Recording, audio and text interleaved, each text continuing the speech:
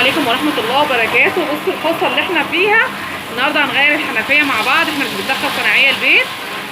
هوريكم ازاي بقى احنا هنعملها مع بعض. بس هفصل الميه الاول ثواني.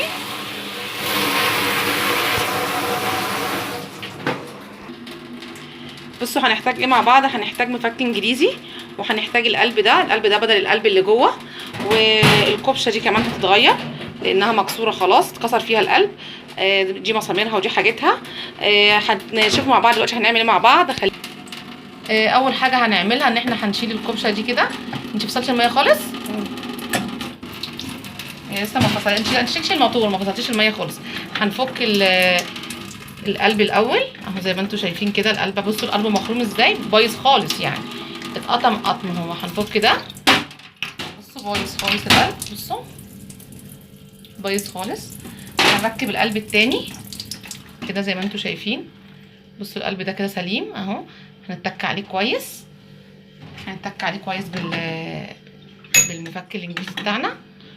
على فكره مساله بسيطه خالص، مش مكلفه يعني. انا جبت القلب والكبشه اللي هي الراس بتاعت الحنفيه دي بحوالي 20 جنيه، مش اكتر من كده. انا بصوا ثبت عليها خالص اهو، ثبت خالص.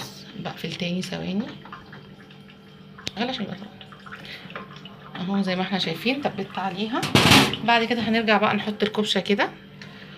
نجيب المسمار بتاعها ده اهو زي ما انتم شايفين، وده المسمار ده هنقفل بيه. نجيب المفك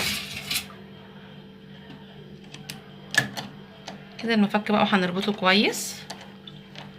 مش محتاجين اي حاجه خالص يعني. في ناس تلاقي الدنيا بقى غرقت كده تقلق وتقولك لا ده احنا عايزين سباك، والسباك يجي يقولك بقى ايه ده انت عايزه مش عارفه. زي ما انتوا شايفين احنا خلصناها خالص اهي. تقفل وتفتح. بصوا الحمايه نازله اهي خلاص، مفيش حاجه بتنقط، مفيش تسريب. بس هي الميه من هنا مش مظبوطه، عايزه تتظبط. هي ضغط الميه عالي اصلا فبيطرطش، بس احنا غيرناها اهي خالص، مفيش ميه بتسقط من هنا. يا ريت يكون الفيديو بتاعنا عجبكم وافادكم، واشوفكم على خير. وما تنسوش اللايك بقى وتدعمونا وكده لفيديوهات احسن ان شاء الله.